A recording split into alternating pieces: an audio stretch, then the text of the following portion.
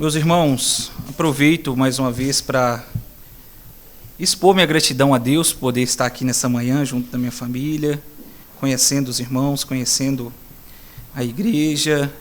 É uma rica oportunidade poder estar aqui compartilhando da palavra do Senhor com os irmãos, sempre carregado de uma grande responsabilidade, um temor para que com o nosso Senhor, mas não deixa também de ser um privilégio e muito oportuno poder fazer isso aqui nessa manhã, conhecendo a igreja, conhecendo os irmãos, os planos, e que Deus possa continuar abençoando e fortalecendo essa igreja. Vamos abrir nossas Bíblias em Cantares.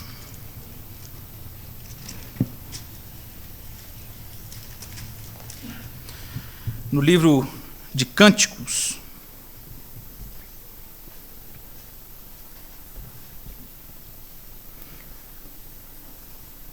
capítulo 1, irei fazer a leitura do verso 1 até o verso 4, texto a qual meditaremos nessa manhã da parte do Senhor. Cântico, capítulo 1,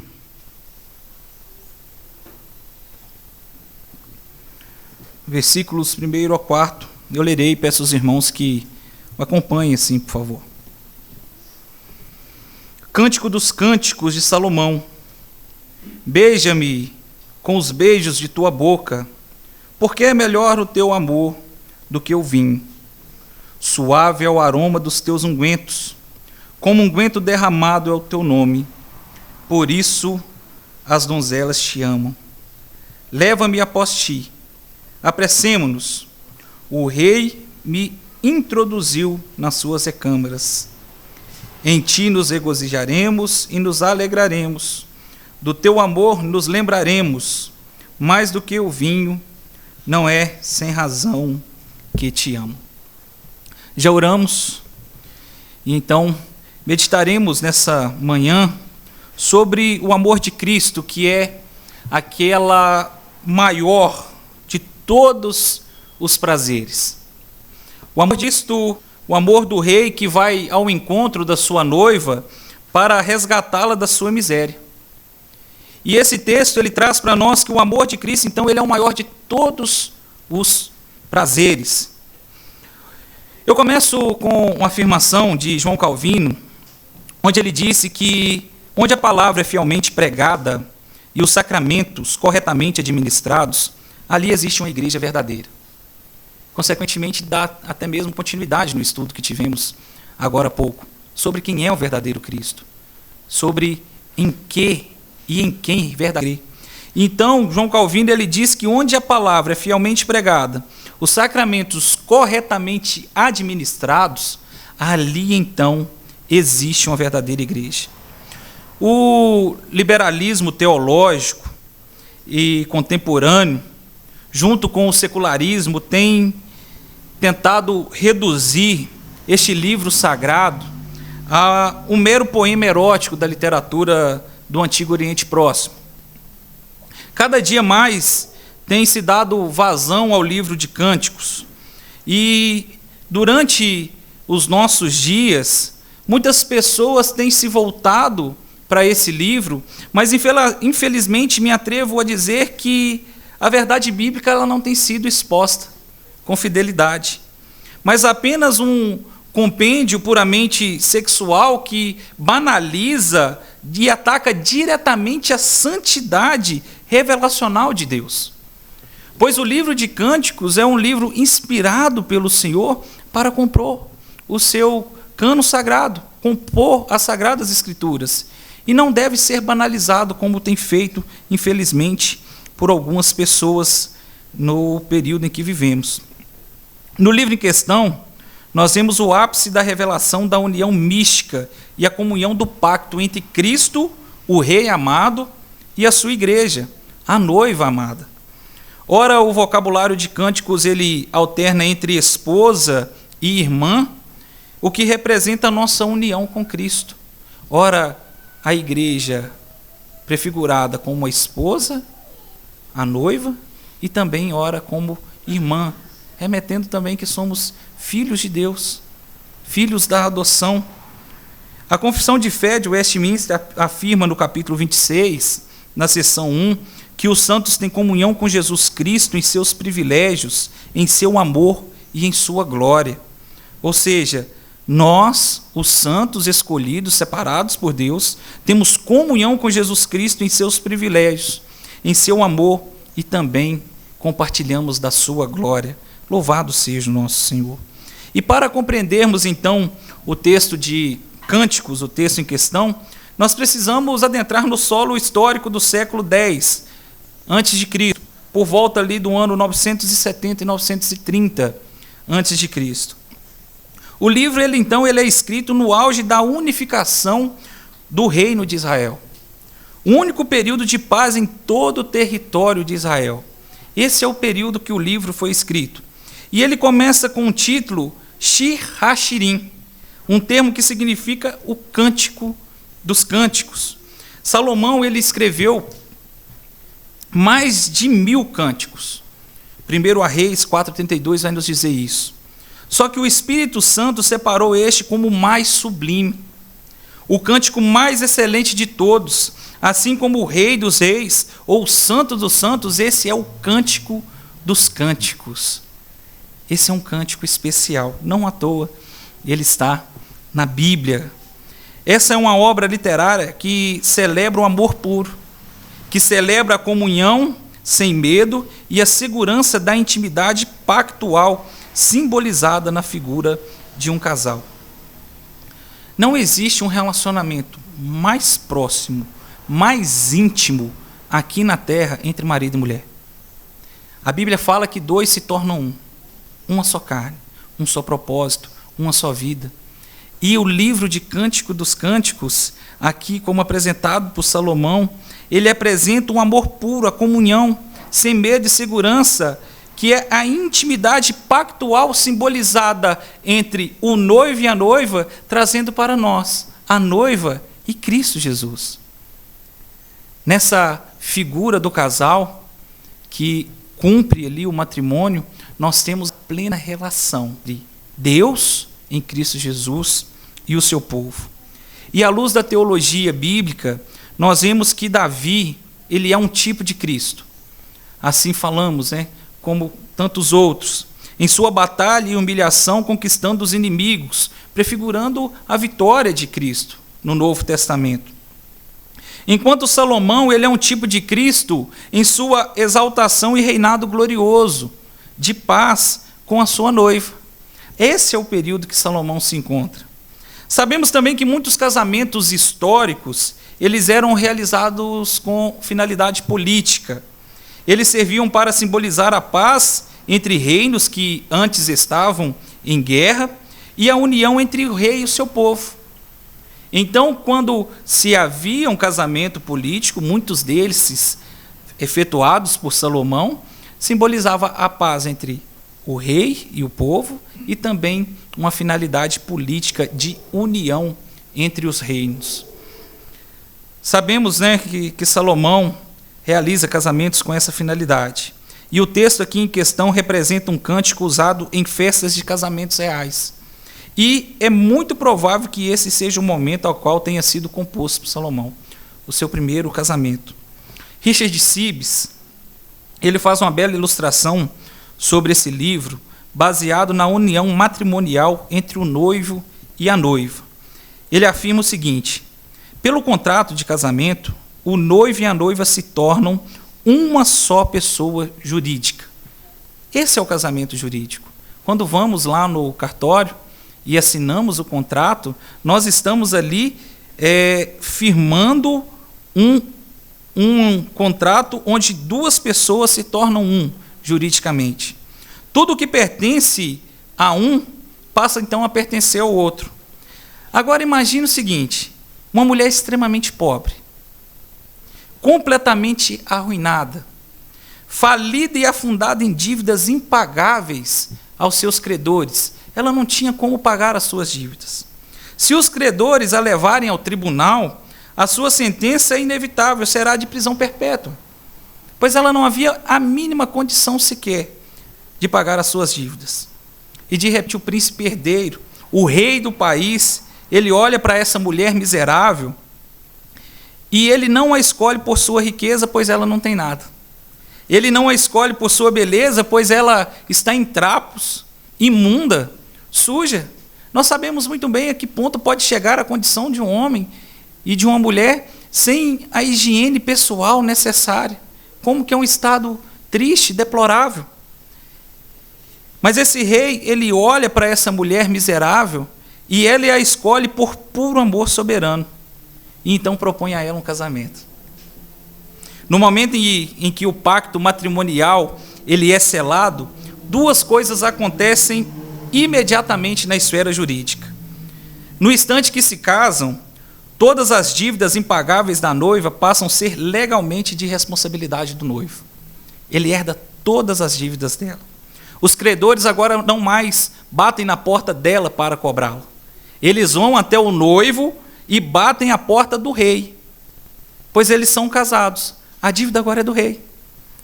E nesse mesmo instante, todas as riquezas, castelos, terras, títulos, tudo que pertence ao noivo, legalmente então passa a pertencer à noiva. Ela que dormia na rua em trapos, agora acorda no palácio real, vestida de linho fino e carregando o nome do rei. Maravilhoso isso, não é, meus irmãos?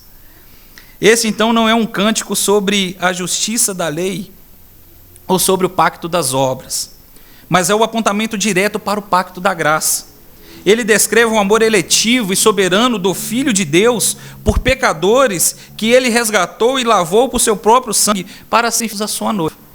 Antes nós, que éramos essa mulher maltrapilha, miserável, afundada em dívidas, afundada em pecado, agora não mais devemos nada, pois o nosso noivo, o Filho do Rei, pagou o preço, pagou todas as nossas dívidas.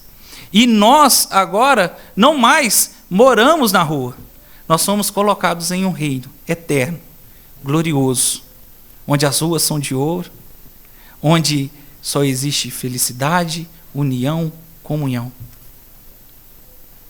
E isso é simbolizado, então, na esfera entre o casamento do noivo com a noiva. No verso 1, vamos ver que todas as coisas pertencem ao rei.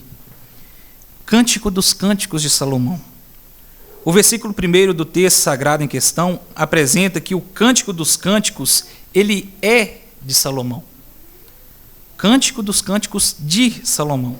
Mas a expressão Lishilomi, que é a expressão hebraica, traz uma outra possível tradução em que eu acredito ser ainda melhor para a porção sagrada em questão, que é de que o cântico não apenas pertence ao rei, mas o cântico ele foi composto pelo rei, a respeito do rei e para o rei.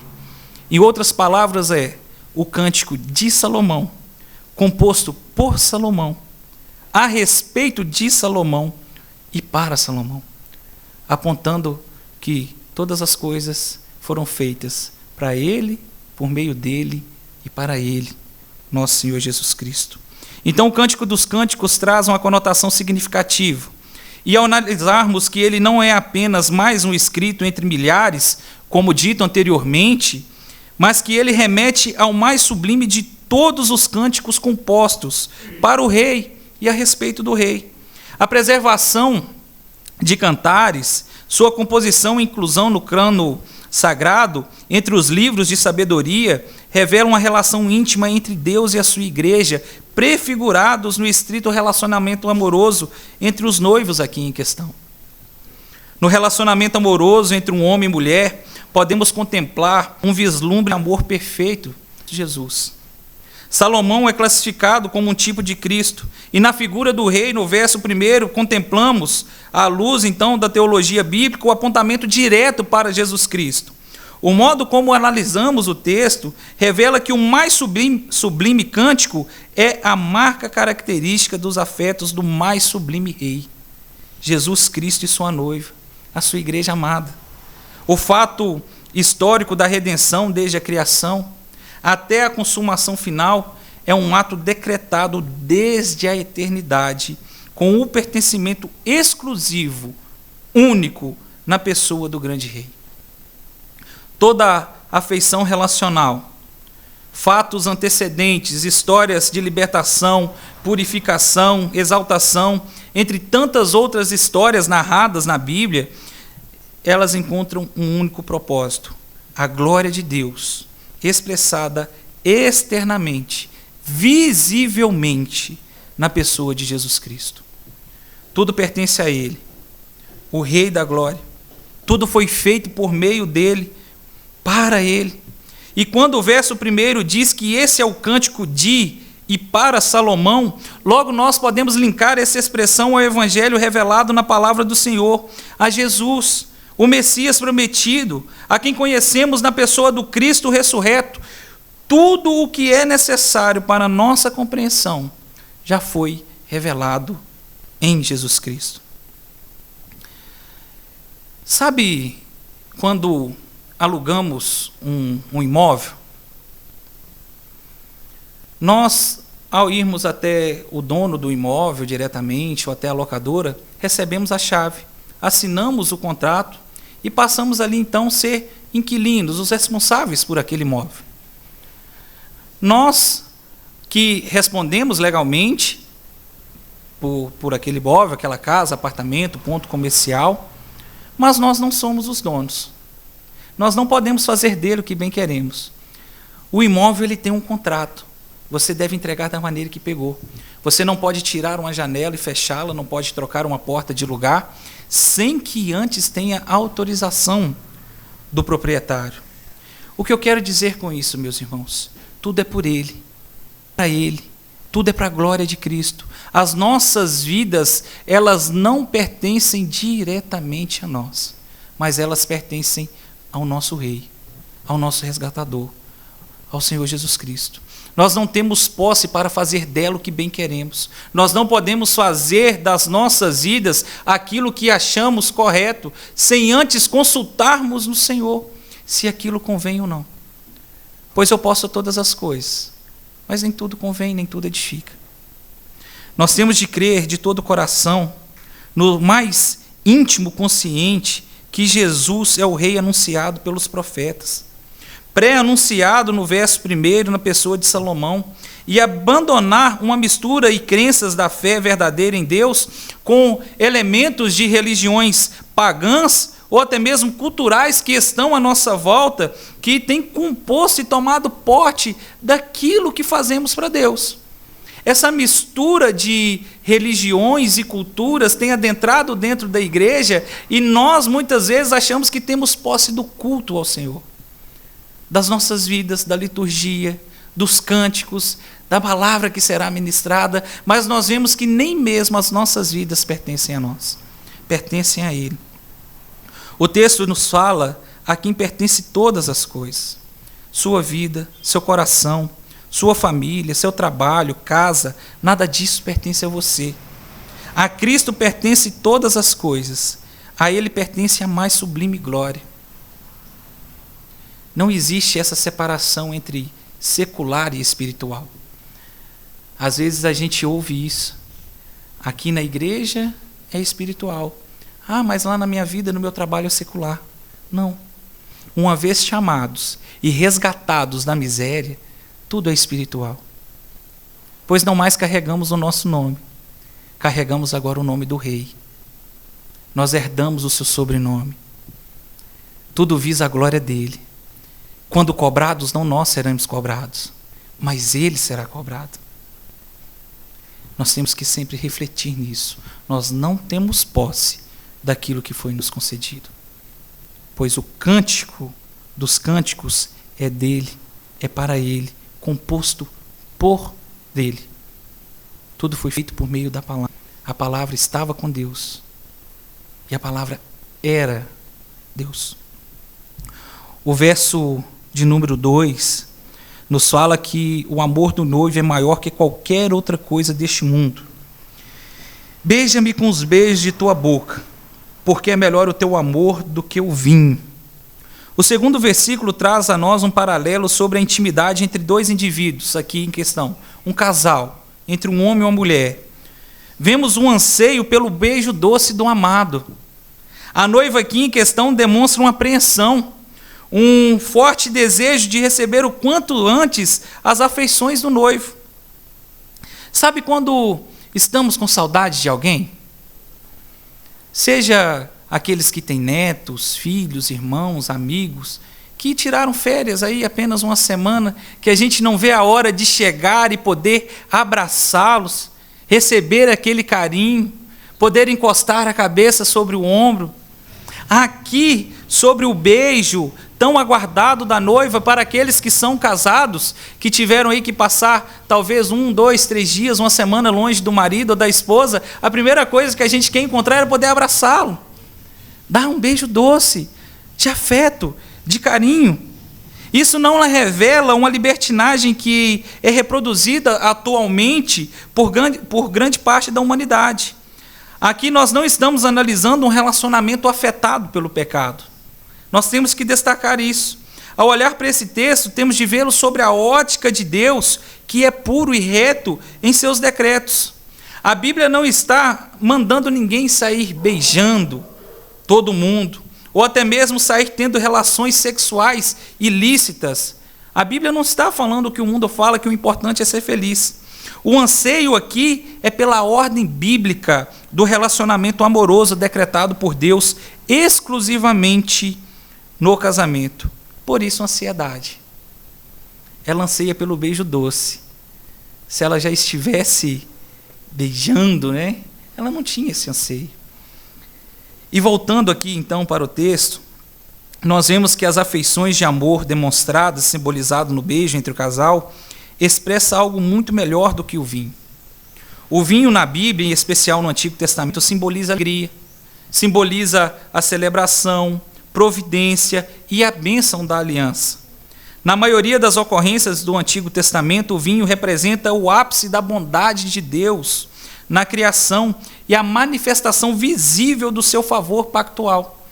O Salmo 104, 14 e 15 apresenta o vinho como uma provisão direta da soberania criadora de Deus, que diz: fazes crescer a relva para os animais, e o vinho que alegra o coração do homem, o azeite que faz reluzir o rosto, e o pão que fortalece o coração do homem. O vinho aqui não é apenas para a sobrevivência como o pão, mas é para a celebração, o deleite, para alegrar o coração. Quando Deus promete abençoar a obediência de Israel, sob o pacto da graça, na dispensação mosaica, o vinho novo é a evidência, que diz: honra ao Senhor com os teus bens, e se encherão os teus celeiros abundantemente, e transbordarão de vinho novo os teus lagares. Provérbios 3, 9 a 10, fala que a ausência do vinho, por outro lado, era um sinal de maldição e de juízo, como Deuteronômio 28 e 39.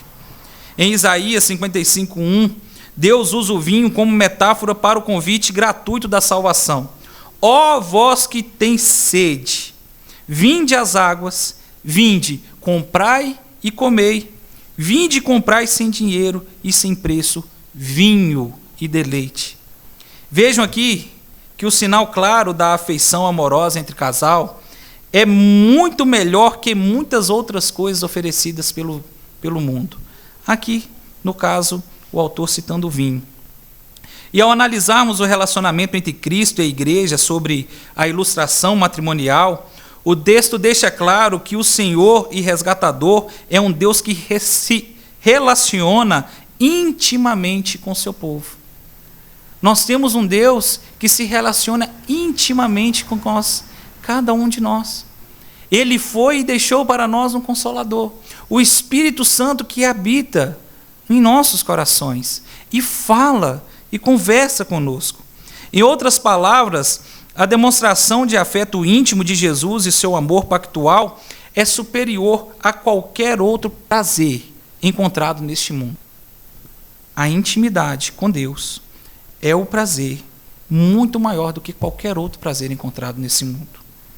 Não é a noiva que beija, não é a noiva que ama, mas o Supremo Redentor.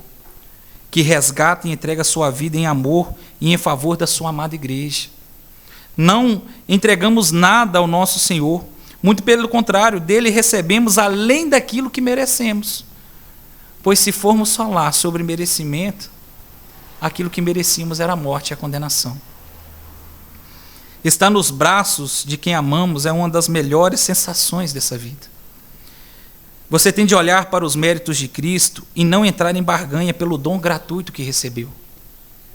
A igreja deve correr para os braços do seu Salvador, ansiando com zelo piedoso e urgência santa receber o deleite de suas afeições puras, santas e sinceras. Somente nos braços do noivo celestial nós encontramos descanso e segurança para desfrutar dos benefícios eternos deste relacionamento. Somente em Cristo nós podemos então desfrutar e descansar na segurança dos benefícios íntimos do relacionamento entre Cristo e a sua noiva, entre Cristo e a sua igreja. O verso 3 apresenta para nós a presença do amor do rei, que é um amor aclamado pelo seu povo, ou pelo menos ele deve ser aclamado pelo seu povo. Suave é o aroma dos teus ungüentos, como unguento derramado é o teu nome, por isso as donzelas te amam. Salomão usa em sua poesia metáforas para trazer ilustrações práticas e representativas das afeições desse amor de Deus. O versículo 3 fala da fragrância, um aroma suave do unguento para trazer uma conotação à sua expressão. No clima árido ali do Oriente Próximo, do Antigo Oriente Próximo, quente, poeirento, o unguento ele tinha uma função vital. Ele era feito à base de óleo de oliva puro misturado com especiarias, resinas aromáticas raríssimas e importadas através das rotas comerciais, como mirra, aloés, cássia, nardo e bálsamo. Era considerado então um artigo luxuoso, um símbolo de imensa riqueza e reserva de valor, como narrado em 2 Reis 20:13, quando Ezequias, rei de Judá, exibe as riquezas do seu reinado. Ele apresenta tudo isso. Mas a representação mais imponente e importante do unguento é a separação soberana para o serviço divino. Essa é a função mais importante.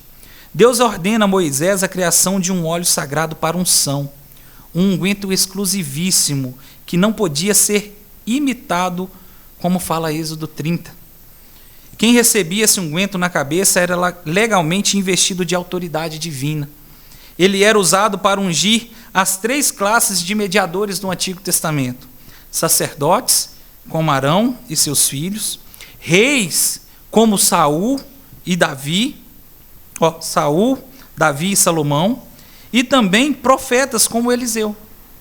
Esse unguento, então, aponta diretamente para o título de Jesus, o Messias, o Cristo, que tem como significado ungido, ungido de Deus. Jesus reúne em si os 3 ofícios: profeta, sacerdote e rei.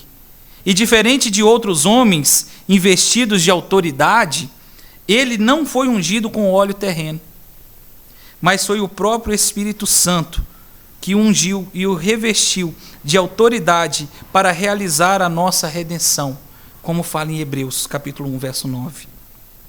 O unguento aqui, então, é o símbolo visível da operação invisível de Deus. É a presença graciosa e santificadora do Espírito Santo na vida do seu eleito.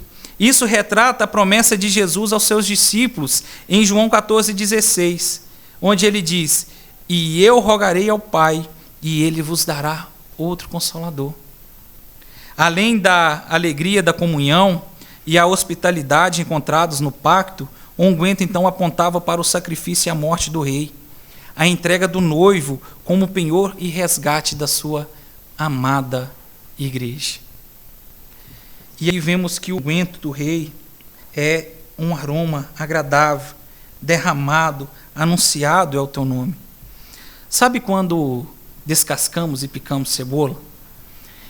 que ainda que a gente lave a mão 10, 20, 30 vezes, durante o dia, a gente ainda sente aquele cheiro agarrado, impregnado em nós. Mas diferente do cheiro ruim da cebola em nossas mãos, representando aqui como o pecado, a presença de Cristo exala uma fragrância maravilhosa. O seu próprio caráter é como um perfume precioso que se espalha. Por isso os corações puros se encantam. A palavra traduzida como virgens representa a figura de uma jovem donzela, pura e pronta para se casar, de reputação libada, sem mancha, sem mácula e desonra. O amor aqui, então, ele não é superficial, mas um desejo santo, um amor livre de interesses pessoais da igreja, que aclama o nome de Jesus Cristo como seu resgatador. O nome de Cristo é um unguento derramado, quando proclamado e espalhado pela igreja. O amor de Cristo, então, é esse unguento que se espalha, trazendo um aroma suave, gostoso, que penetra as almas aflitas daqueles que estão perdidos através da sua igreja. É o deleite e certeza da presença real de Cristo com o seu povo. E a mais doce certeza da unção para exercer o seu propósito na proclamação do nome santo de Jesus. A presença real do amor de Cristo, ela não se baseia em uma prática isolada ou meritória de cada membro do seu corpo. Não depende de nós. Deus, ele não pode te amar mais do que já te ama. Mas também ele não pode te amar menos. Está na essência de Deus, o seu amor perfeito. Então não é porque você é dizimista, ofertante, frequenta os cultos da igreja, que você ajuda o pobre, necessitado, ou que prega, ou que canta, que Deus vai te amar mais. Não é isso. É unicamente pelos méritos de Cristo. O amor de Cristo, a garantia do seu amor não está no derramamento de um perfume comum, valioso, mas está no seu próprio sangue derramado na cruz do Calvário, como a maior expressão de amor pela sua amada, pela sua igreja. Você não precisa buscar, merecer ou barganhar pelo amor de Cristo. Você precisa apenas se banhar na suficiência da graça de Deus e deixar a sua vida, através dos méritos de Cristo, deixar Deus exalar o seu bom perfume, o bom perfume de Cristo. Tanto para os que se salvam, quanto para os que se perdem, conforme nos ensina em 2 Coríntios 2, 14 e 16. A igreja deve exalar o bom perfume de Cristo. O verso 4 fala sobre a morada eterna que está preparada pelo noivo. Leva-me após ti, apressemo-nos. O rei me introduziu nas suas recâmaras. Em ti nos regozijaremos e nos alegraremos. Do teu amor nos lembraremos mais do que o vinho. Não é sem razão que te amo. Aqui então vemos o desenrolar final e a concretização, a consumação daquilo que foi proposto em toda a poesia, aqui dos versos 1 até o verso 4. Notem que a noiva, ela não detém a iniciativa. Não é ela que vai até o noivo, ou até mesmo o papel ativo em consumar o acordo nupcial. Pois a noiva, ela não tinha nada para oferecer. O seu papel aqui consiste em um pedido: atrai-me, aceita-me, que sairemos correndo após ti. Diferente do que a visão humanista e triunfalista prega, não é a igreja que aceita o noivo, mas a relação se dá no fato dele aceitar a sua noiva, introduzi-la em suas recâmaras, no lugar de mais pura intimidade relacional entre um casal, entre 4 paredes, é o quarto. Onde até mesmo aqueles que têm filhos sabem que eles não podem adentrar de qualquer maneira. Aquele quarto, ele expressa a intimidade entre um marido e mulher. E aqui, número 4, vemos o rei, a noiva clamando para ser introduzida nesse espaço de intimidade, local onde dois vivem como um. Intimidade compartilhada, defeitos e qualidades expostos, sem segredos, momento de fortalecimento e união conjugal. Jesus, ao se despedir de seus discípulos em João 14:2, ele promete que prepararia um lugar. Ele diz que iria preparar um lugar para sua noiva amada. Jesus toma a iniciativa e nos puxa para correr junto de si. Está ao seu lado e nos introduzir à sua intimidade mais secreta. Eu irei para a casa do meu pai. A casa de meu pai tem muitas moradas. Eu irei preparar moradas para buscar. Isso marca o período de desposório. No período judaico, esse período era marcado por um ano, onde a noiva tinha que se provar pura, perfeita, sem mácula, sem pecado, e o noivo tinha que preparar a casa para poder recebê-la. E esse é o momento que vivemos com Cristo. Aqui os laços são estreitados. Aquela noiva feia, maltrapilha, recebe um vestido de linho finíssimo, como diz Apocalipse 19, verso 8, e passa a habitar no palácio real, herdando todas as dádivas de um reino eterno. Em ti nos regozijaremos e nos alegraremos. Celebrar-te-emos mais do que o vinho. Com razão te amo. Essa é a característica de gratidão pelo sacrifício recebido em favor de uma vida longe de Deus. A noiva, quando compreende o tamanho do amor recebido, ela entra em um estado de gratidão e alegria genuína que provém do seu Senhor. Em ti celebraremos o teu amor acima das alegrias da vida. Aqueles que te conhecem de verdade te amam com sinceridade. Aqueles que foram introduzidos no íntimo do Senhor não se importam com as alegrias produzidas por este mundo.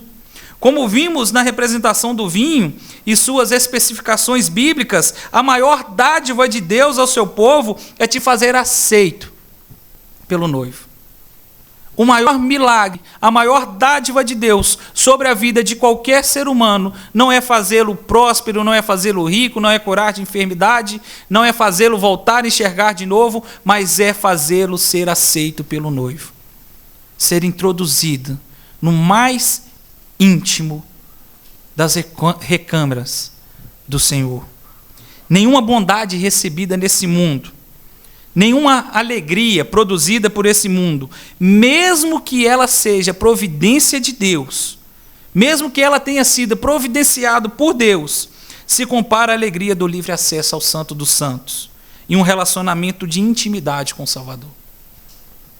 Nenhum bem, nenhuma bondade, ainda que concedida por Deus sobre a minha e a sua vida, se compara ao relacionamento de intimidade com o Senhor e o livre acesso até Deus.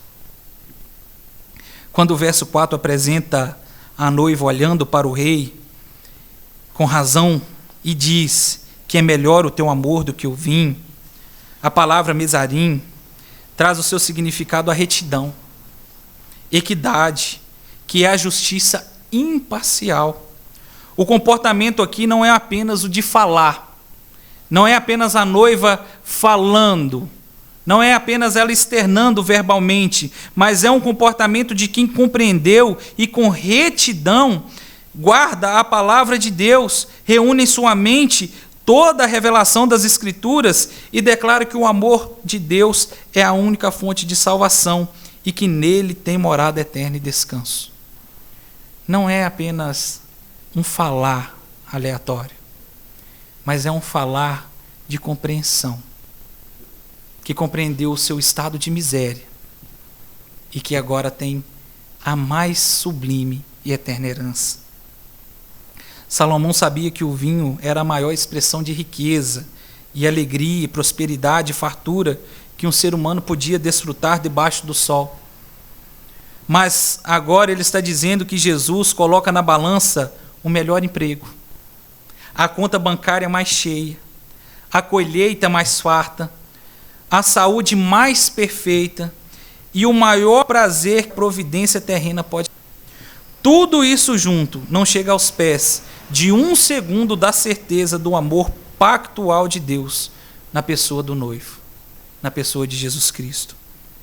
O vinho deste mundo sacia o corpo com algumas horas. Ele traz alegria por momentos passageiros, mas o amor de Cristo preenche a sua e a minha alma para a eternidade. A palavra do Senhor nos exorta e conforta na segurança da redenção. Aproxime-se do noivo. Vinde a mim, todos que estáis cansados e sobrecarregados.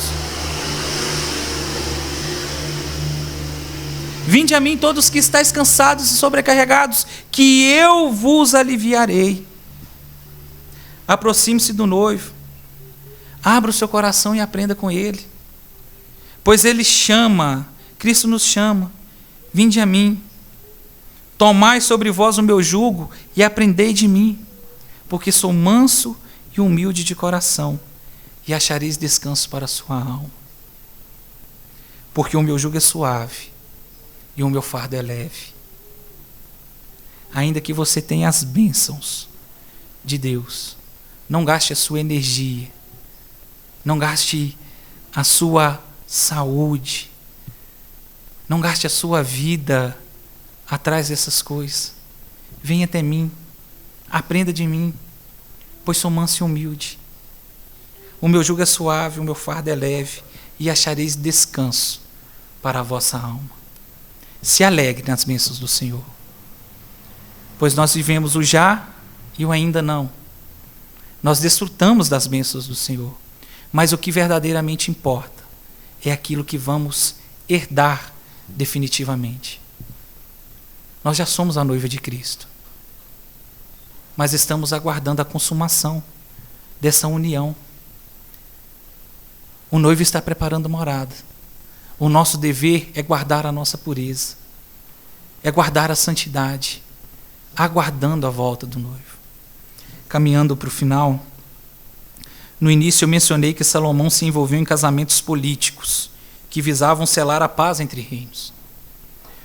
Só que, diferente de Salomão, Jesus ele não faz casamento político com o mundo.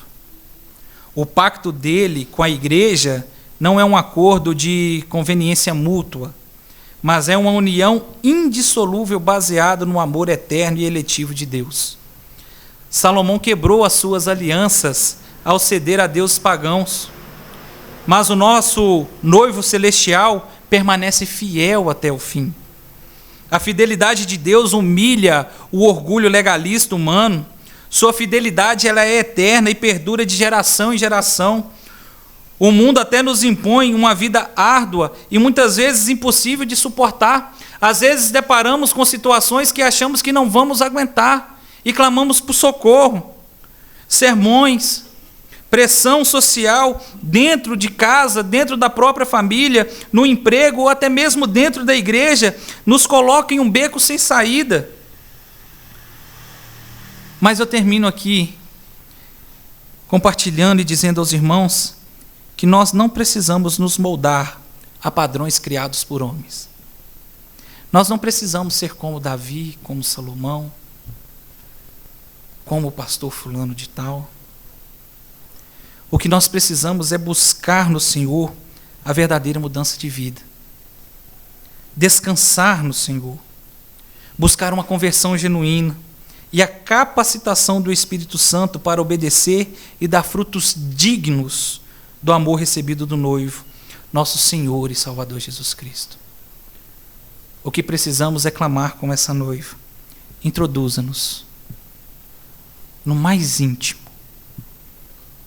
correr para os braços de Cristo Jesus e não nos amoldar a padrões criados por homens. Vamos orar? Deus Todo-Poderoso, louvado seja, ó Deus, a Tua glória, a Tua majestade.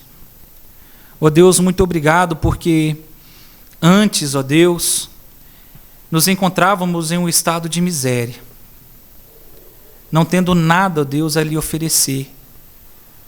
E continuamos, ó Deus, não tendo nada de valor, ó Pai, para oferecê-lo, a não ser as nossas vidas como gratidão.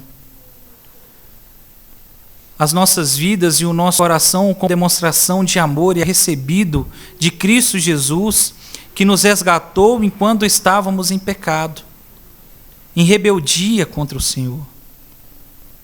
Ó Deus, muito obrigado pela relação íntima, por podermos nos achegar até a Ti, ó Pai, não através de outras pessoas, mas unicamente pelos méritos de Cristo Jesus, termos acesso diretamente ao Teu trono sagrado e termos certeza de que temos um advogado fiel, o sumo sacerdote, um rei eterno que está à destra do Senhor, intercedendo e governando todas as coisas em favor do Teu povo. Ó Deus, perdoa-nos todas as vezes que nós não descansamos no Senhor.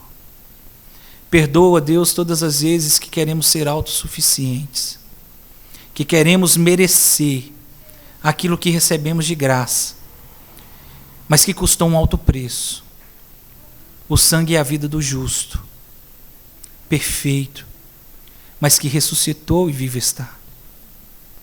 E é Ele que aguardamos, é nele que esperamos, e o anseio é pela sua volta, para podermos, ó Deus, desfrutar da Tua glória eterna.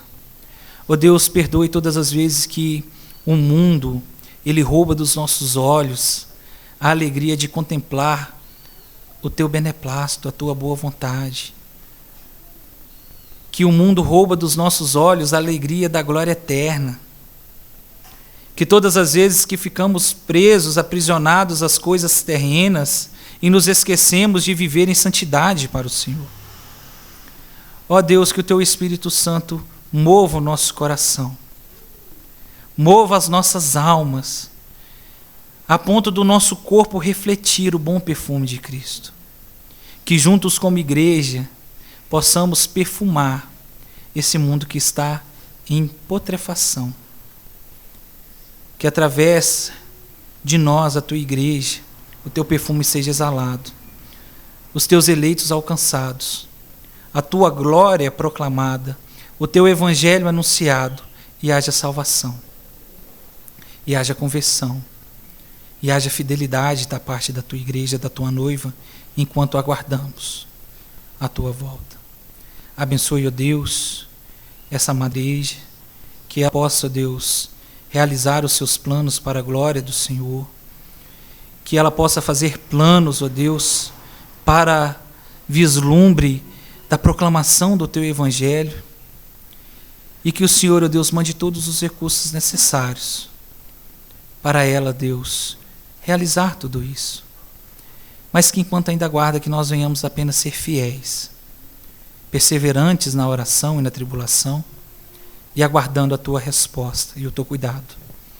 Pois antes mesmo de fazer planos, nós devemos dizer que se o Senhor quiser, que assim o aconteça. Guarda-nos nesse dia e conduza-nos, ó Deus, na Tua presença. Em nome de Jesus. Amém.